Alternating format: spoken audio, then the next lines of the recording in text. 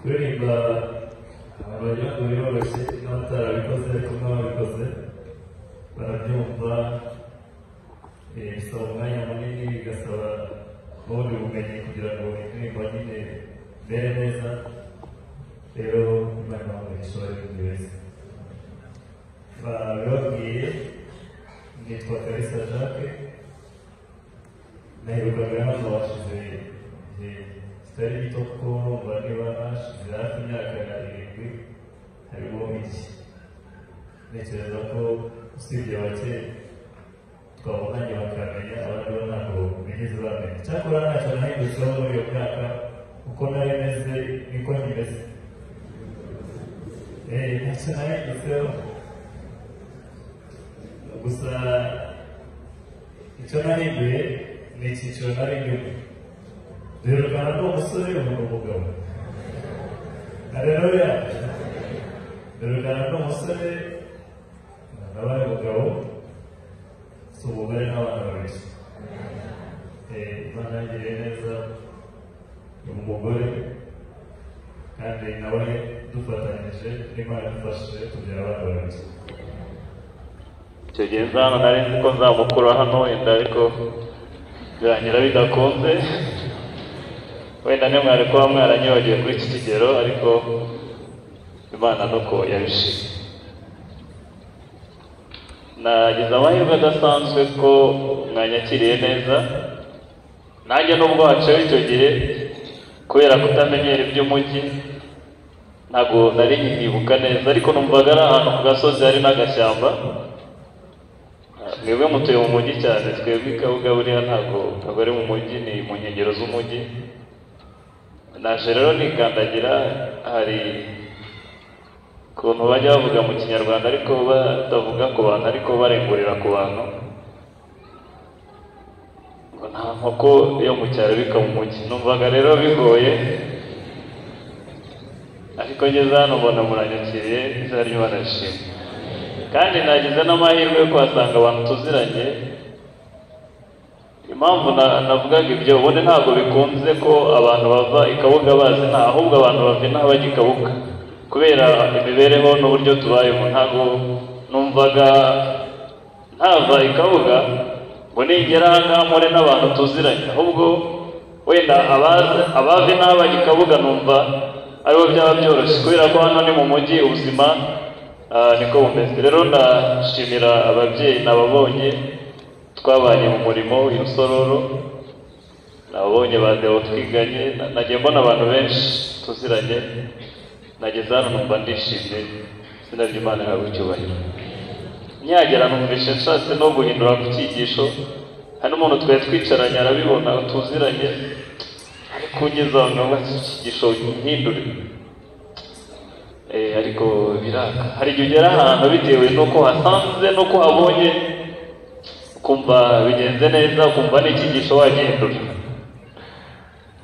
rero reka dushimira abafemu bo numvise ino nsanganyamatsiko hari ukuntu bayivuga bihuta twe tuyivuga buhoro ukumva biragenda neza ariko nasanze ibintu byose bibera aha ngaha byihuta kandi ni mu gihe menya byagenanaga n'igihe cyaho cyari kigeze kuko abanyamujyi ndabazi mwebwe ibintu byanyu biba biri ku gihe twebwe bavuze ngo mefemu bavuga ngo ngwino wige gutuza kumva ni ibintu bari kugenda batandukanye ariko hano numvaga biri kugendera rimwe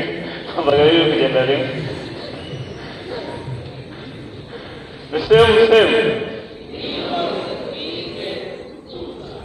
urumva ko nubwo ntabibabwiye ndi umurezi nawo mugatsi ubwo rero urumva ko navamo hari umurezi mwiza ko nigishe gato numva birumvikana ariko reka dusubiremo mefemu haleluya Imana ni nziza murumva rero ko ari byiza navuga byinshi ariko dufite umwanya wa mutoya twebwe muri aparere yo saa zigeze ntabwo bikunda ko umuntu yongera kugira icyo avuga kuko tubana n'abanyeshuri hari ibyo bakora ku buryo ibyakurikiraho bitakumvikana, hari ibyo bakora ku buryo ibyakurikiraho bitumvikana, ariko twe hano menya rero bivuze kumvikana, kuko ndabona nubwo saa sita zageze ariko abantu bakeneye kumva.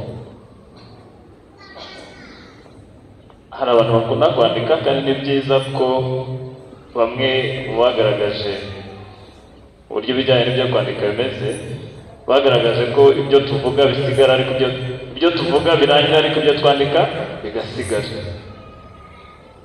None se biraza kugenda gute ko nanjye numva nta mutwe w'icyigisho uhari, muraza kwandika iki? Icyo cyo nuko nanjye ntacyo nzi. Habayeho umugabo umwe, uwo mugabo ari umuhanga ndetse bamwe baramuzi mu bijyanye n'iby'amateka n'ubucurabwenge, wigeze gukoresha iyi mvugo nanjye nkoresheje kandi akaba ari n'umutwe w'icyigisho. Uyu mugabo rero yagaragaje ko kugira ngo ugire icyo umenya ari uko ugomba kubanza kumva ko ntacyo uzi. Icyo nzi cyo nuko nanjye ntacyo nzi. Uyu mugabo rero, ubwo turacyari kuri bifemu, uyu mugabo yaje gushaka umugore, ariko uyu mugore yashatse, igitekerezo kitubwira ko atabaye umugore mwiza mu bijyanye n'imico. Cyakora cyo ntabwo ndi bukibandeho cyane, ariko reka nyivugeho gato, namwe murakiza benshi, kuko yavuze ngo ntabwo ndi bubijyemo cyane. Yaravuze ngo iyo hari ibibi bibiri uhitamo ikibi cyoroshye, we niko yakoresheje. Uyu mugore rero icyo nshaka kugira ngo tugereho, ngo umunsi umwe ubwo yari yiteguye inama mbwirwaruhame mu byo yagombaga kuvugiramo uyu mugabo, ngo uyu mugore yari ari hejuru ku nzu yo hejuru, bari bafite inzu igeretse ariko mu nzu yo hejuru, ngo arangije yari ari gukora amasuku. Umugabo we ibyo yagombaga gukora yari yabikoze, hari n'ibyo yari yiteguriye, nubwo biri mu nshingano z'abadamu, ariko ntimuntera amabuye ngo habayeho uburinganire. Hanyuma ibyo yagombaga gutegurirwa yari yabyiteguriye, birangije ngo arasohoka, ariko anyura aho umugore yamurebaga. Uwo mugore mu buryo yari ateyemo, nababwiye ko imico ye itari myiza, ngo akimubona amazi yari afite yakoropeshaga yayamumennyeho. Hanyuma amaze kuyamumenaho, uyu mugabo arangije ngo aramubwira ati mugore wanjye mwiza, ati nahoze mbona imirabirabya, nkabona n'inkuba zikubita, ntabwo bintunguye ko imvura iguye, Arangije kuko bo bari abacurabwenge bafite n'icyo bashaka kugeraho, hari igihe yashakaga umugore ashaka kumukoraho ubushakashatsi, aravuga ngo kami ka muntu mu mutima we, kami ka muntu mu mutima we. Rero nkigera aha ngaha numvaga nakwigisha ikijizo ngo urugo rwiza intaho nziza, urugo rwiza intaho nziza. Ariko kuko nababwiye ko hari ikindi cyigisho nateguye, numvise aka nako nakavuga. Iyo urebye ukuntu hano hari abagabo beza, ukabona ukuntu hari abamama beza n'abana, icyakora abasore bo ntibahari, ni ukuri tugize urugo rwiza rukaba intaho nziza, byaba ari byiza cyane kurushaho, kuruta uko twavuga gusa, ariko umuntu akaba atifuza ko yagera mu rugo rwawe, nawe ubwawe utifuza kugerayo. Hari ikintu cyateye muri iyi minsi, abagabo ntitugikunda gutaha kare, kubera ko ntabwo ari ahantu wumva wataha urumva turi gusa ikigenda taha, ikigiye bigende gute, kubera iki ntabwo urugo ari ntaho nziza.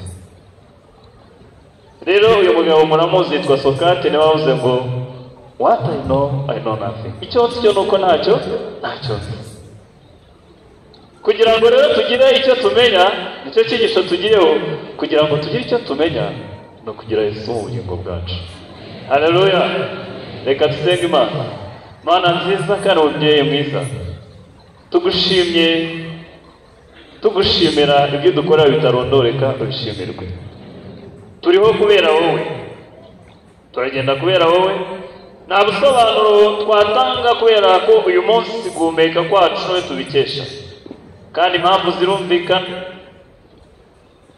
Kuba turuha ahangaha si uko dufite ubutunzi, kuko hari abafite ubutunzi bagiye, si uko hari n'ikindi dufite, si ubukristo burenze ubundi, ahubwo ni uko ari we wabishimye.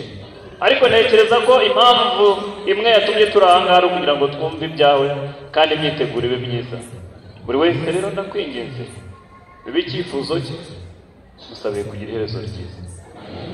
Bana natwe muri byose mu izina rya Yesu, amen. Rero nta nubwo ndi butinde, icyo nzi cyo ntacyo nzi.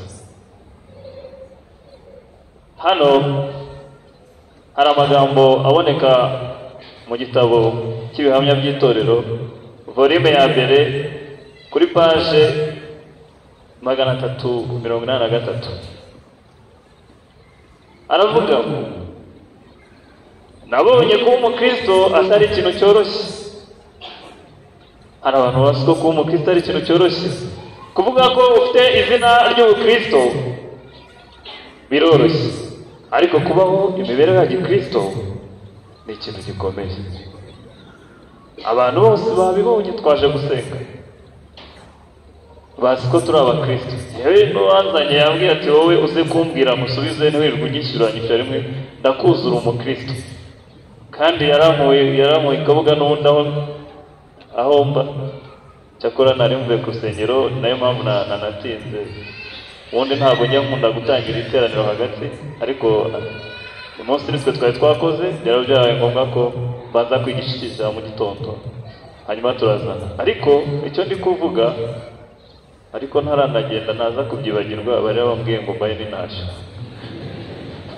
Hari igihe ushaka kuvuga byinshi ukabyibagirwa. Apayeri ubwo impamvu, kubera ko natangiye mvuka ko hano nawe n'abantu tuziranye, nta nubwo nigeze mbarangira uko bimeze ahari, natekereje ko bose ariko bahazi. Apayeri ni ikigo cy'ishuri ry'ababyeyi b'Abadivantisiti umunsi wa karindwi. Nabonyemo abantu benshi twigishije batunyuze imbere, nabonye ushaka kuvuga ko namwohereje abana, Imana ishimwe.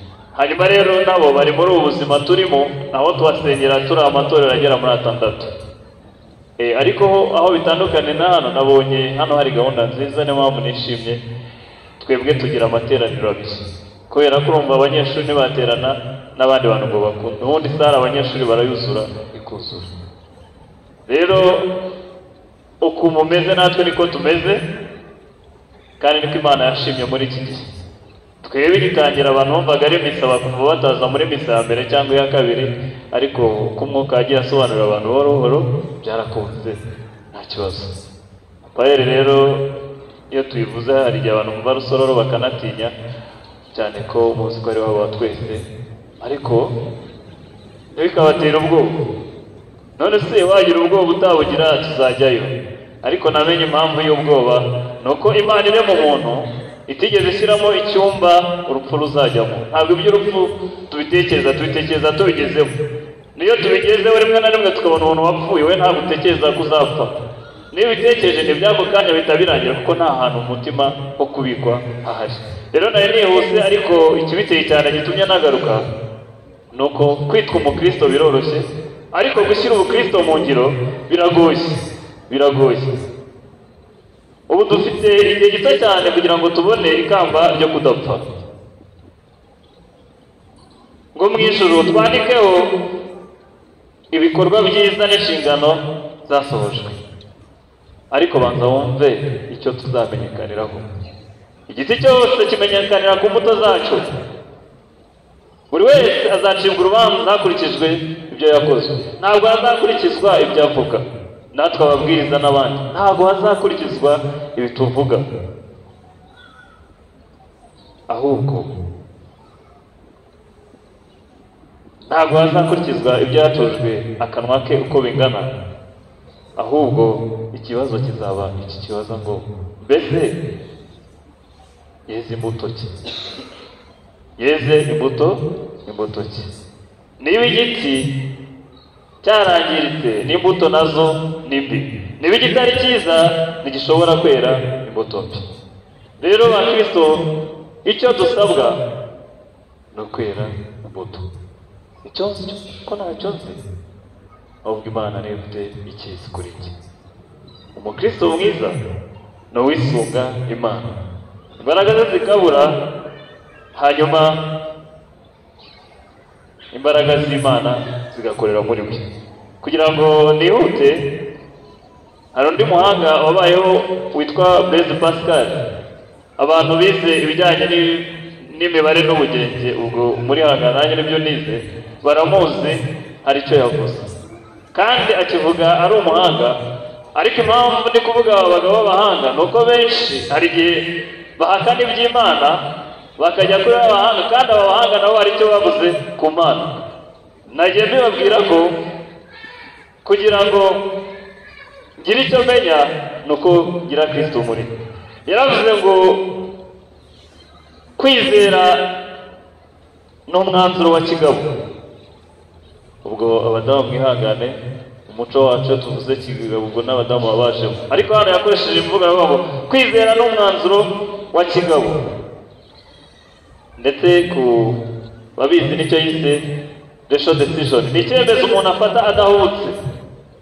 Yaravuze ati ndakorera ijuru ndetse nzi ko ririho kandi nzaritaha, ariko nubwo ryaba ritariho, ubwo we yaratangiye gutekeranya nakora ibyiza kugira ngo nzasige umurage mwiza ku isi.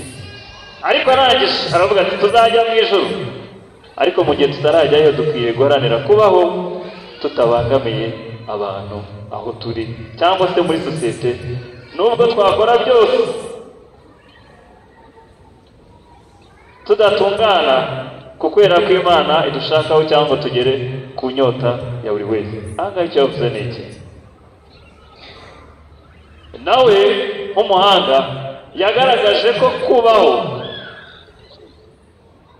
niyo waba utizera Imana, ariko bikwiye gushingira ku kubana neza n'abandi. Aravuga ati tuzajya mu ijuru, ariko reka tubanze twibaze n'iryo joro twavuga, kuko yari arimo gukekera, ariko yageze yemera ko azajyayo nawe. Iryo joro niyo ryaba ritabaho, ariko se twasiga inkuru ki imusozi? Ese byakunda ko tuba abakristo? Byakunda ko tuba abakristo tukiri muri iyi si? Hari amasomo menshi tutari bwirirwe dusoma kubera igihe, ariko abakunda kwandika ndayababwira baze kuyandika.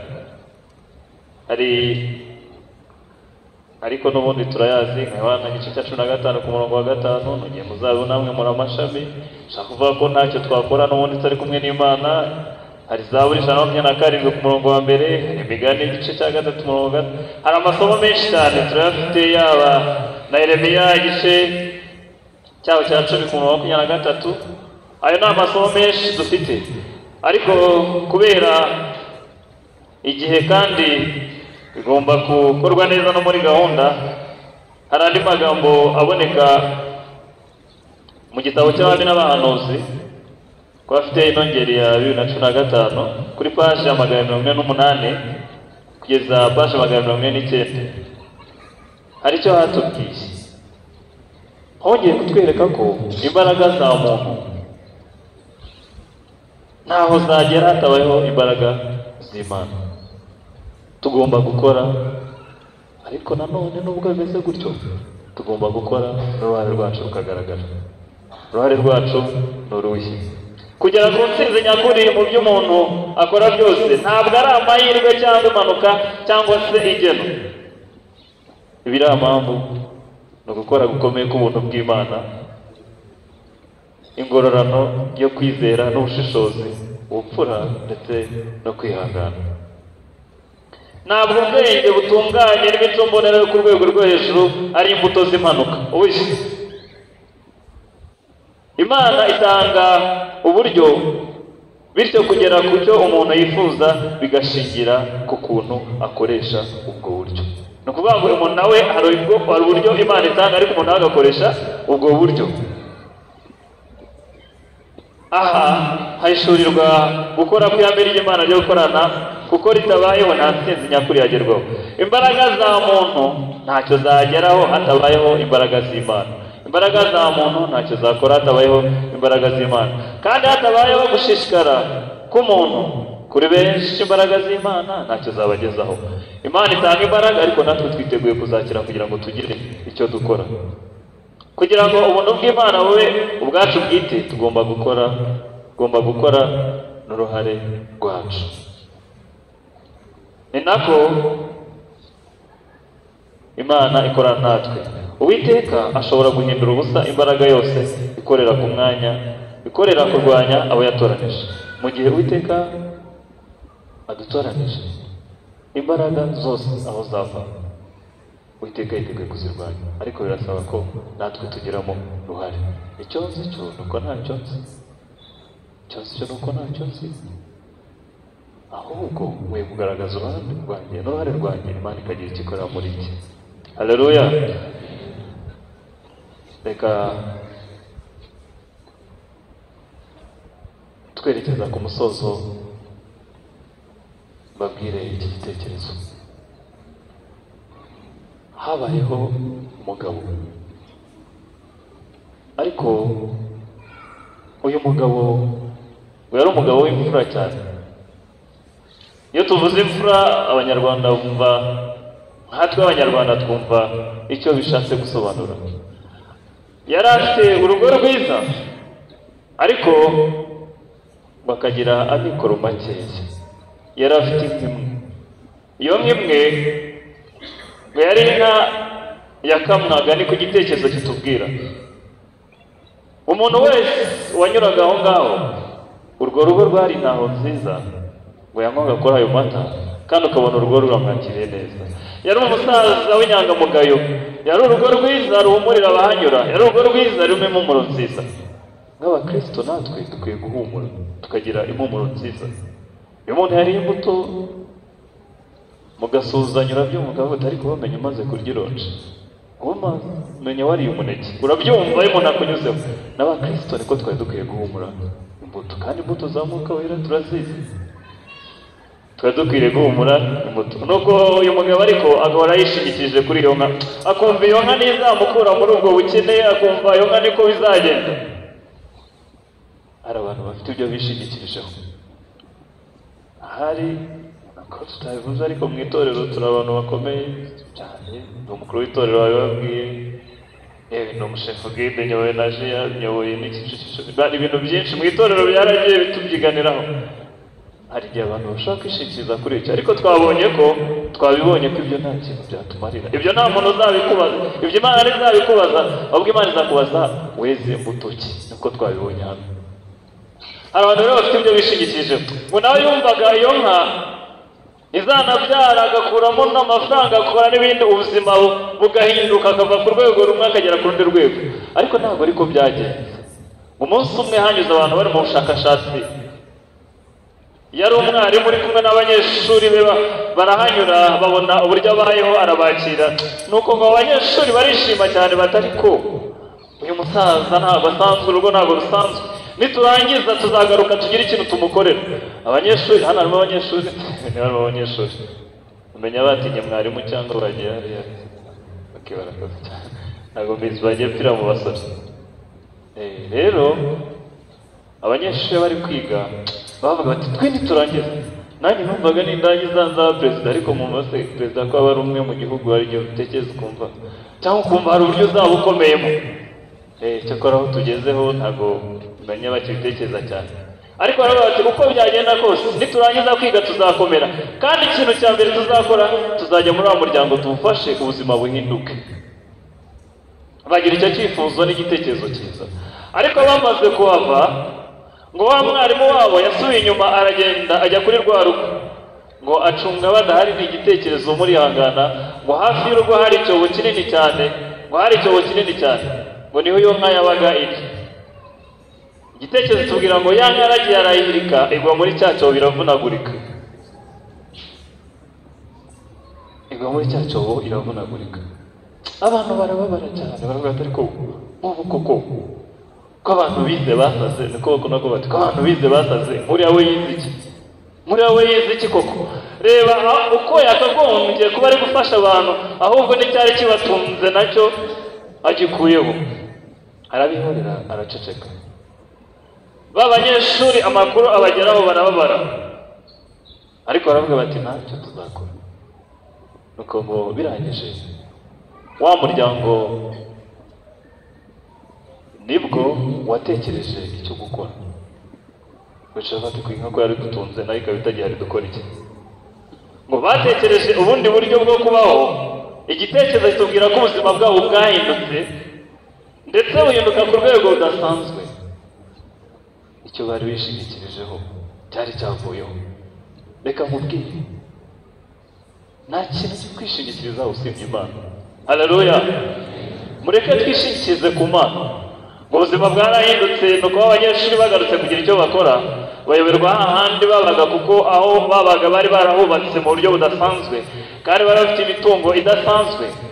Nuko abanyeshuri batangazwa n'icyabaye cy'umwarimu wabo yakoze, ariko umwarimu wabo yarabirebye asanga abantu bari kwishingikiriza ku kantu katazagira icyo kabamarira. Reka babwire, Imana niyo ifite icyo izadukorera. Haleluya! Mureke twishingikirize ku Mana. Dusoza isomo badusomeye, nta nubwo ndi burisome, ni isomo rigufi buri wese yarifata. Abefeso igice cya 5 umurongo wa 10 aravuga ngo nimushakashake mumenye ibyo Uwiteka ashima. Haleluya! Nimushakashake, nanjye niwo mukoro mbahaye kandi Uwiteka naraduhaye. Reka buri wese ashakashake amenye icyo Uwiteka ashima. Reka Imana yo mu ijuru ibahe umugisha kandi ibeze rwose mu abana bayo by'ukuri, kugira ngo ubwo ndahangaha tuvugana nintanagaruka, si uko wenda mpegereye Rusororo ko hari n'abandi bagenda bahaza, ariko nintanagaruka tuzahurire mu bwami bwo mu ijuru. Haleluya! Imana ibahe umugisha mu izina rya Yesu. Amen. Murakoze.